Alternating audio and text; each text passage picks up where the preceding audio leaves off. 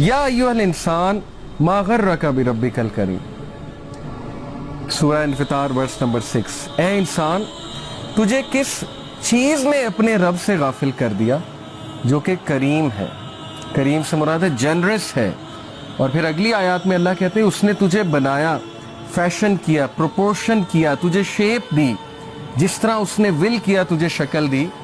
जब माँ के पेट में तू था तेरी हिफाजत कौन कर रहा था? अल्लाह सुब्हानहू व तआला कर रहे थे। फिर जब तुम बड़े हुए हो तुम्हें किन किन हादसों से अल्लाह ताला ने बचाया। हमारे गुनाहों के बावजूद अल्लाह ताला हमें रोज़ाना माफ़ करते हैं। तो किस चीज़ ने गाफिल कर दिया अल्लाह से तुम्हें? तुम हर इंसान से उम्मीद लगाते हो लेकिन अल्लाह ताला से तुम बदगुमान हो। तुम्हारे पास हर चीज़ का टाइम है लेकिन नमाज पढ़ने का टाइम नहीं है। और कितने मिनट्स लगते हैं? 15 मिनट अगर आप एक नमाज के लगा लें, अगर अच्छे से पढ़ी जाए तो 75 मिनट डिवाइडेड बाय 14, 40 मिनट होते हैं एक दिन में। 24 घंटे में 1440, सॉरी 75 को 1440 से डिवाइड करें, शायद 6-7% बनता है। तो 6 से 7% दिन का हिस्सा अगर तुम अल्लाह को नहीं दे सकते, जो वो हस्ती है जो सबसे ज़्यादा मैटर करती है ज़िंदगी में, तो इसका क्या मतलब है? इसका मतलब ये कि हम डिसीव हो गए, इसका मतलब है कि हम खो गए, इसका मतलब है कि हमने उस हस्ती को इग्नोर कर दिया, यानी हमने अपने पाँव पे खुद ही कुल्हाड़ी मार ली। और वो हस्ती बार बार हमें बुलाती है 5 times a day। अल्लाह सुब्हानहू व तआला कॉल्स अस, हमारे फ़ायदे के लिए। ये नहीं कि तुम्हारी इबादत से मुझे कोई फ़ायदा होगा। मेरे तो पता नहीं करोड़ों एंजल्स, अरबों खरबों एंजल्स अल्लाह ताला की हमद बयान कर रहे हैं। मिराज के सफ़र पे जब रसूल अल्लाह सल्लल्लाहु अलैहि वसल्लम गए थे तो अल्लाह के नबी सल्लल्लाहु अलैहि वसल्लम ने बयान किया कि हर एक आर्म की लेंथ पे एक एंजल खड़ा हुआ है हेवंस में, हर एक आर्म की लेंथ पे, जो अल्लाह की हमद कॉन्टिन्यूसली बयान कर रहा है। दैट इज़ अल्लाह। तो अल्लाह ताला को ज़रूरत नहीं है, लेकिन तुम्हारे अपने फ़ायदे की बात है। तुम वज़ू करोगे, तुम अनप्लग हो जाओगे, तुम सजदा करोगे, ठीक है, उसके बॉडी के मेडिकल बेनिफिट्स कितने हैं, क्या क्या बेनिफिट्स हैं। सो या अय्युहल इंसान मा गर्रका बिरब्बिकल करीम, किस चीज़ ने तुझे उस हस्ती से गाफिल कर दिया जो कि मोस्ट जेनरस है। O mankind, what has deceived you concerning your Lord the most generous. Abu Hurairah रज़ियल्लाहु अन्हु से एक हदीस बयान होती है, इन्नल्लाह ताला यक़ूलु या इब्न आदम तफ़र्रग़ ली इबादती अमला सदरका ग़िनियन व असुद्दु फ़क़रक व असुद्दा फ़क़रक।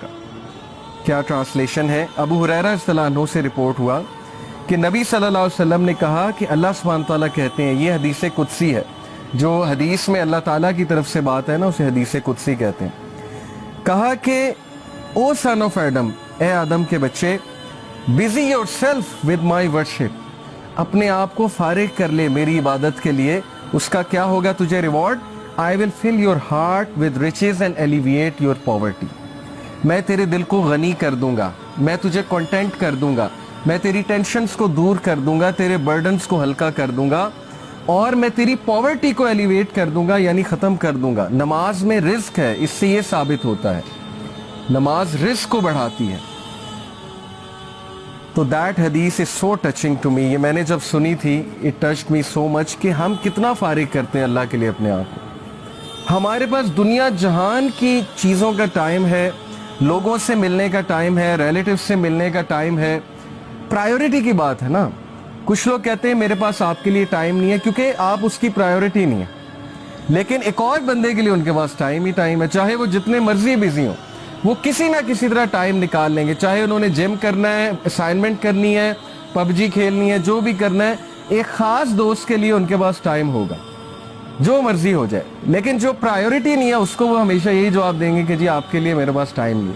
तो अल्लाह ताला का वादा है कि जो अपने मेरी इबादत के लिए अपने आप को फारिग करेगा तो उसका रिजल्ट ये है कि मैं गनी कर दूंगा। और गनी होना क्या है? ये एक पूरा कॉन्सेप्ट है, richness of the heart. Many of us are rich from our clothing, rich from our material outlook, but हम में से कितने लोग असल में दिल से गनी हैं? दिल का गनी होना क्या मुराद है? Contentment, self fulfilment. बहुत से लोग कंटेंट नहीं हैं, बेचैनी है अंदर। हर वक्त जो है वो अचानक से बैठे बैठे सैड हो जाते हैं, अचानक से बैठे बैठे एक हॉलोनेस छा जाती है, अचानक से बैठे बैठे खो जाते हैं। ओके, یہ ہے دل کا غریب ہونا. اور دل کی ریچنس کیا ہے کہ کم پہ بھی خوش ہو جانا, کانٹینٹ ہو جانا, تقدیر پہ کانٹینٹ ہو جانا, اللہ کے فیصلوں پہ کانٹینٹ ہو جانا, اللہ تعالیٰ کی ڈسٹریبیوشن پہ کانٹینٹ ہو جانا. اور دل کی ریچنس سے یہ بھی مراد ہے کہ اپنے دل میں کوئی کجی محسوس نہ کرنا, کوئی ریجیڈیٹی محسوس نہ کرنا اچھے کاموں کے لیے. اب جب اچھے کام ہمارے لیے مشکل بن گئے, نیکی ہمارے لیے پہاڑ جتنی بن گئی, اور برائی ہمارے لیے اتنی آسان بن گئی کہ ہم برائی کرنے کے لیے رات الارم لگا کے بھی اٹھ جائیں گے. آئی نو دس کہ ظاہر ہے کہ جب ایک برا کام کرنا ہوتا ہے تو اس کے لیے کچھ بھی ہو جاتا ہے.